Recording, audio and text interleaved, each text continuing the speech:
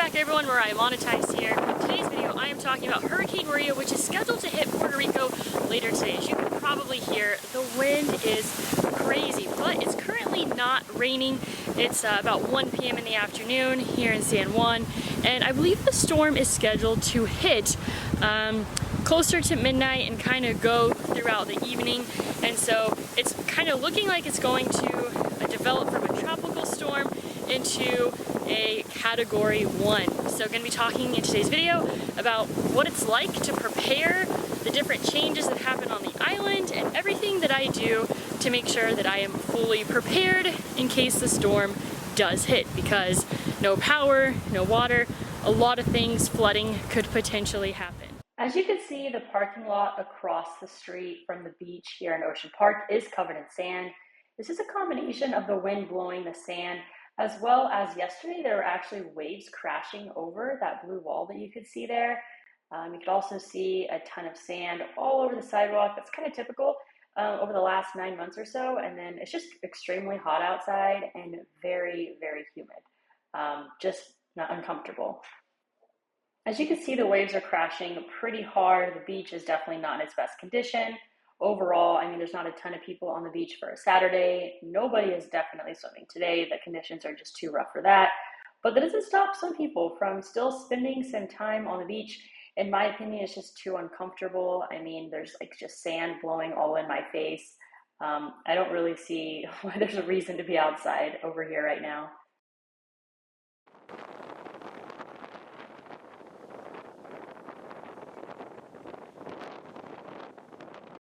If you look closely here, you could actually see the sand blowing in the air, and it's just like sticking all over me. This is super uncomfortable.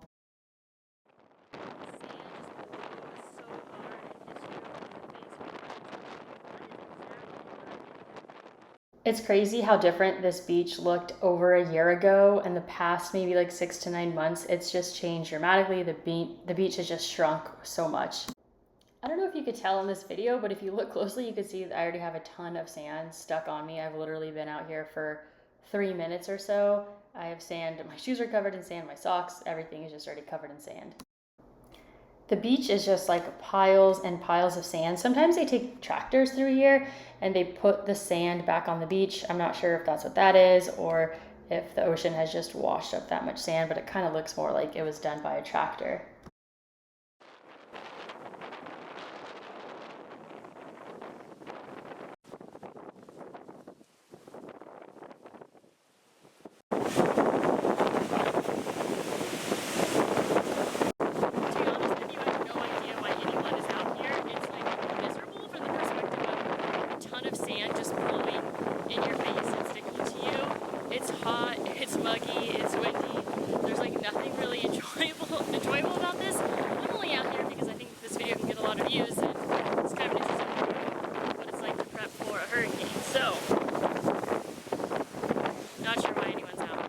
So there's just a tremendous amount of sand on all areas of the beach that have washed up. The ocean is just not looking like its beautiful blue self. It's looking murky, combination of like the craziness of the water. And this is usually like not full of water. This is actually like rock that's typically all visible. And so this beach did not look like this a year ago.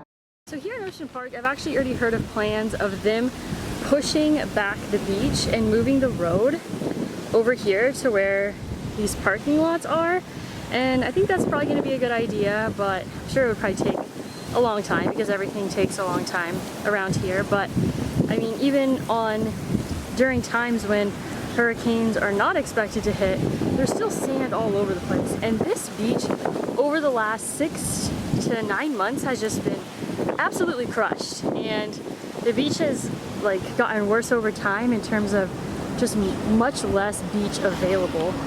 Alright, so hopefully the wind isn't too bad, but I want to go over some things that I'm doing and what it's like to prepare for a hurricane. I came from California 4.5 years ago before moving to Puerto Rico, where we don't really have any crazy natural disasters, minus earthquakes, but there is no like big storms that we ever had to prepare for. So this is all very new to me. So I didn't experience Hurricane Maria, but my heart goes out to all the people that did, because anytime there's big storm warnings like this one, I know it must be extremely traumatic and all the really negative memories come back. I mean, people's houses were flooded, their cars were flooded, they couldn't get to food, no water, no power. It was really, really challenging for people. It took some people over a year to get power back, and I think that there might even potentially be some areas that still don't have power on the island. So just to kind of give you an example, or just to remind you guys, I didn't experience that. So when it comes to these storms, I don't get scared because, first of all, I've never been through a really bad one. That might change if I've actually experienced one before, so I'm totally a rookie. And I try to focus on the things I can control. So what the crazy part is that yesterday, September 16th, I think it was a 5-year anniversary of Hurricane Maria. So it's crazy that like 5 years and 1 day later, you know, we have potentially one of the bigger storm warnings that has hit this island. There's been some warnings over the past few years, but nothing that's been really serious that I've experienced. So one interesting thing that happens is that the dry law just went into effect, where you cannot buy alcohol from today, Saturday, 6 p.m., I believe, until basically like midnight on Monday morning. So basically about a day and a half of no alcohol purchases allowed. So that is one thing that happened. There was like a dry law that went into effect after Hurricane Maria for weeks.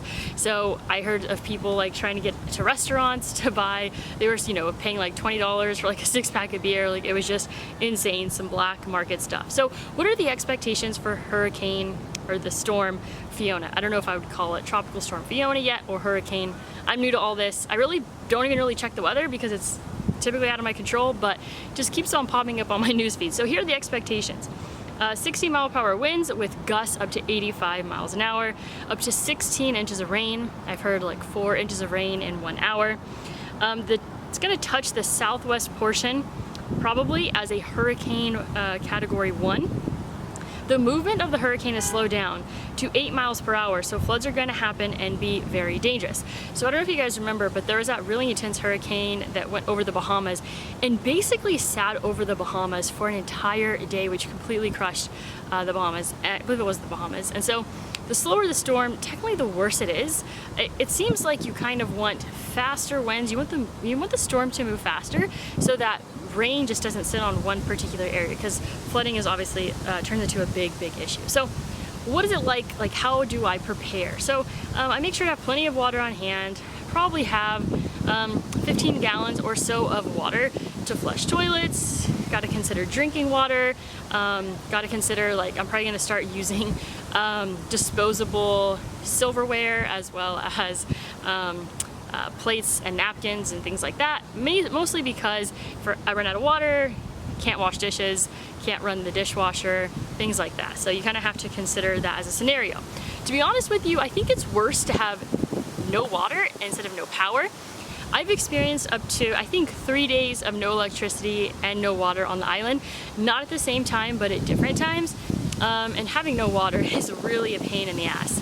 Another thing you have to prep for is you want to fill up your car with gas, you want to fill up your generator with gas. I have a 7-gallon gas can. I made sure to fill that up. So I literally got back to Puerto Rico 36 hours ago. So I woke up in the morning after flying in at 3 a.m. and went like straight to the gas station. I wasn't sure if there was going to be long lines, if they were going to be out of gas, but that didn't seem to be an issue, thankfully. So when it comes to that, I'm good on the generator for a period of time. I just will run it for important things, make sure all my devices are charged up, things like that. The good news is that I have a few cars for the car rental business. If you're traveling to Puerto Rico and you want to rent a car, go ahead and check out the link below for Puerto Rico Wheels. And so I'm like, okay, well, I could just get a siphon and I could siphon out all the gas from my car rentals if I need more time to run a generator. It's kind of just a good time to spend quality time with like people also, because there's really not much to do if you're stuck without power or water. Make sure to get all your laundry done, you know, while you have water. Take a shower. So right after this, I'm going straight home, and it sucks because the water pressure has already started declining at my particular home, and I don't know if this is happening across the board, but I notice anytime it rains, I have issues with the pressure. So my water pressure isn't crazy high to begin with, and so as soon as it rains, my toilet sounds like it struggles to flush. the water pressure declines quite a bit. So I've already noticed a decline, even because it rained all night, in the water pressure. From even when I woke up in the morning to a few hours later, I've noticed a decline in the water pressure. So I want to hurry up and take a shower, wash my hair really good, because sometimes you just never know when you're going to have your next hot shower.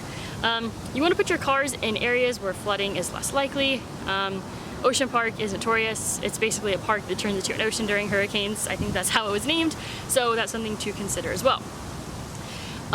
You know, it kind of sucks when you're on the first floor. Like, I have almost always lived on the second floor of buildings, and it's nice because you are less likely to experience any flooding issues inside your house. I live on the first floor now, have for the last year, a little over a year, so I have to really consider that. That there's a possibility of flooding. It's nice to have a roommate because it's like, all right, if there's issues, have to put out fires, there's both of us to tackle the situation and to help each other, so that is very comforting. You want to also have cash on hand. You might be like, why in the world do you need cash on hand? Well, if there's no electricity, there's no POS systems at grocery stores, so everything is a cash transaction. So a few $100 on hand, I think, should be good enough. Food. Well, here's the good news. I know that I can go 54 days without food. I've done it before. I could probably do it again. So technically, even though I don't have that much food in my house, it could probably last me 6 months, knowing how little food we actually need to survive. But I did go to Costco yesterday because I had just gone in. My fridge was literally empty. So I went to Costco yesterday because I needed food anyways, and yeah, hopefully it lasts a good amount of time. What's also really nice is that I have a gas stove, so I don't need electricity to technically cook. Also, make sure to wash, you know, dishwasher, just put the dishwasher going. Get all the dishes in there for the last time. Just have everything as clean as you possibly can because you might not have running water. Some people fill their bathtubs for having another source of water to flush toilets, to wash things, all that good stuff. So yeah, like I mentioned, things that are already happening is like the low water pressure. You can see some flooding in certain areas. Ocean Park is okay now, but things are gonna definitely change as the storm starts. So a couple hours ago, I got an emergency alert on my phone, National Weather Service. A hurricane warning is in effect for this area for dangerous and damaging winds. This warning is issued for up to 36 hours before hazardous conditions begin.